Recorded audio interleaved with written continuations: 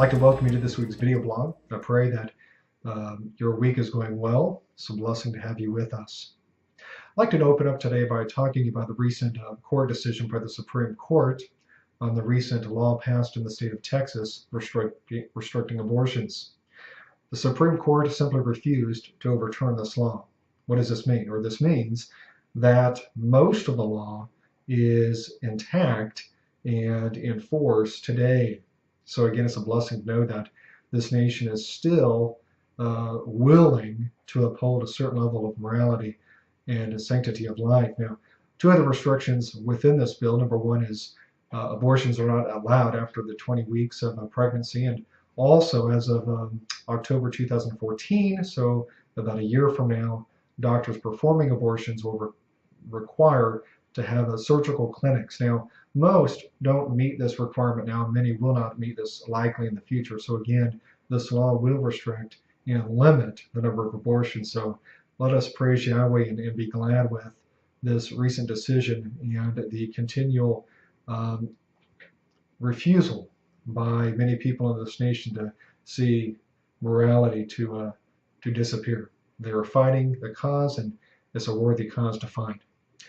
The scriptural lesson today, I want to talk about suffering or temptations or trials. You know, we all suffer in this life. They say life is not fair. In many ways, this is right. Life isn't fair, and we will all suffer. Well, I want to talk about 4 points, though, to remember when we're suffering or going through some sort of trial. It doesn't matter if it's financial, if it's some sort of relationship issue, if it's a health issue.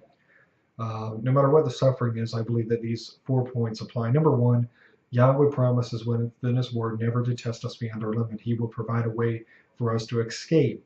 The Apostle Paul in 1 Corinthians 10, verse 13 says this, "There has no temptation taken you, but such as is common to man. But Elohim is faithful, who will not suffer you to be tempted above that which you are able, but will with the temptation also make a way to escape, that you may be able to bear it." So we find here that number one, Yahweh, our Father in heaven, He will never test us beyond our what we are able to withstand. And number two, within that trial, He will also provide a way of escape. Number two, it's important to remember that Yahshua suffered. So when we suffer as the Messiah suffered.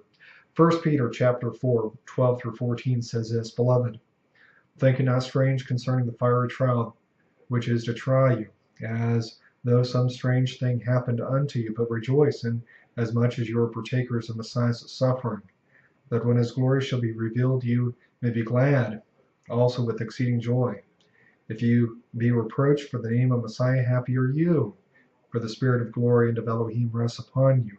On their part He is evil spoken of, but on your part He is glorified." So we find here that as Messiah suffered, we too will suffer.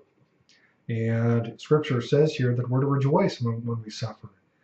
We're to rejoice. And that's hard to do, but Scripture says that we're to be happy and we're to recognize the benefits and blessings of persecutions and trials. They build character. You know, if we were never tried and we were never tested, our character would never improve. Number three, we should remember that we are not the only ones that suffering. So often, do we think we're the only ones that suffering? Well, that's not the case. The prophet Eliah, he thought he was the only one left, and Yahweh had to remind this man that there were 7,000 others who had not bowed their knee to Baal.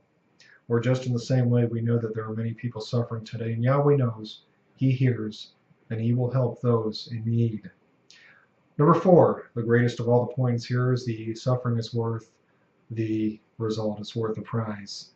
We know that this life is finite, we know that this life is transitory, we know that this life is short. Listen, the life in Yahweh's kingdom is forever, it's eternal, and it is full of blessings. We know that when we're resurrected, that we're going to be changed from mortal to immortal, that we're going to be changed from corruption to corruption, that we're going to be raised in power and strength, and the weaknesses and the illnesses and all the tribulations that we suffer from today will be a thing of the past. So again, when we suffer, we need to remember these 4 points. Number one, Yahweh will never test us beyond our limit. Number two, we're to rejoice because the Messiah also suffered, and when we suffer, we are suffering in Him, or as He suffered. Number three, we're not the only ones that suffering. And number four, the greatest, again, the prize. The suffering is worth the prize. We should never forget that. We're moving on. I'd like to invite you to the Prophecy webinar. This is Discover the Truth Prophecy webinar, December 27th, 7 p.m. It's going to be Elder Allen, myself, along with Elder Pete Vaca from Yahweh's Assembly Messiah, and also Elder Dwayne Wilson from Reach for Yahweh International Ministries.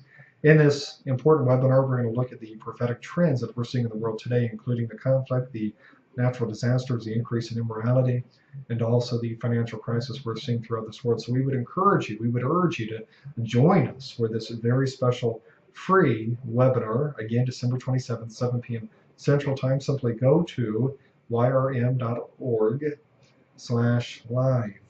I'd like to also talk about certainly a very important relief fund, and that's the Philippine Relief Fund.